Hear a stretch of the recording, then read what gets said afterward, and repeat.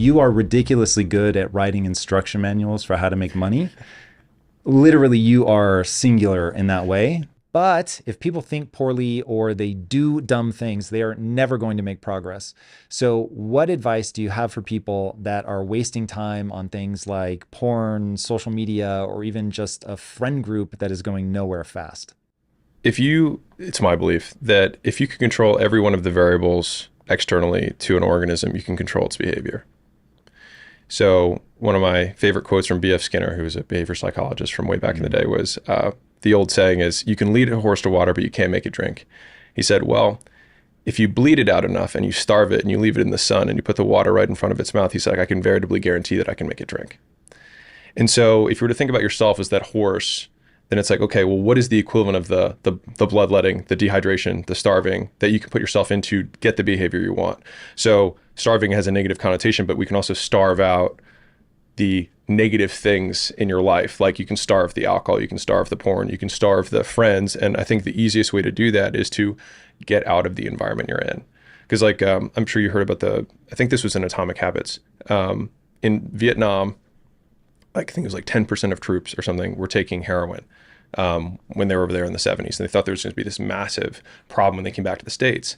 But when they came back to the States, almost no one continued the heroin habit. And so going from Vietnam, where you're doing heroin, to the US, where you're not taking heroin, had a 90% success rate, whereas the inverse is true of recovery centers in the United States today. People go there and 90% of them relapse when they go back home. And so the difference is that people were doing heroin in a different environment, and then they changed their environment, and then they never went back to the environment that they did heroin in.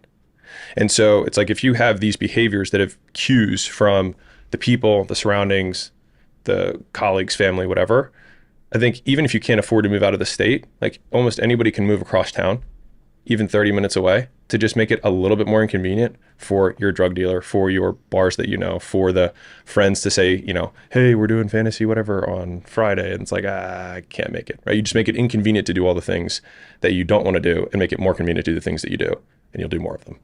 All right. So the interesting thing for me about the Vietnam heroin thing, which I've heard before, is, and this relates to why I think people might be struggling now, is there's an underlying thing that's happening that the heroin or the porn or the social media or whatever is trying to mask and cope with. What is that today? Like, we have things, amazing things could not be better, but you've got people doing things to numb themselves out. What's that thing that they're afraid to face?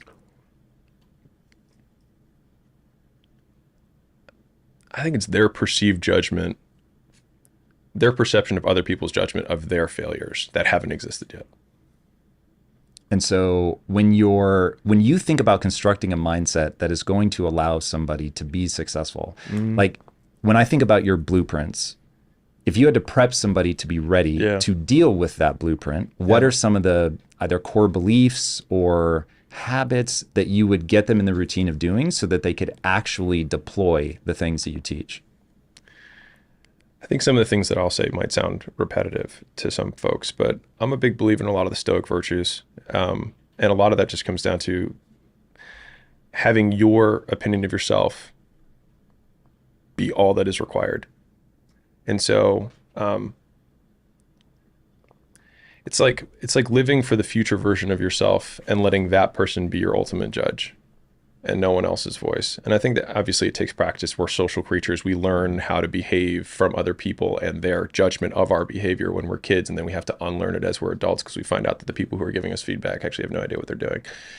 So, but like, it's super ingrained in us. And I think it's a long process, but like, how do I prepare someone for that? It's like everything is removing the limitation, right? It's like, I want to get to here. And so getting there is usually straightforward. It's the obstacles that are all the things that people put in their own way. So it's like, because the obstacle might have a different name for every person. And then trying to pull apart, like, why is this thing, like, why am I putting weight on this thing? Because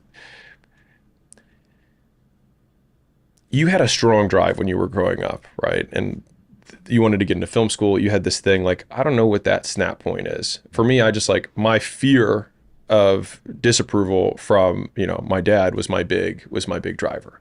And so that was the thing that could get me to quit whatever it was, you know what I mean? To do the one thing that mattered more. And I think that's, at least for me, I don't know how to find that for someone.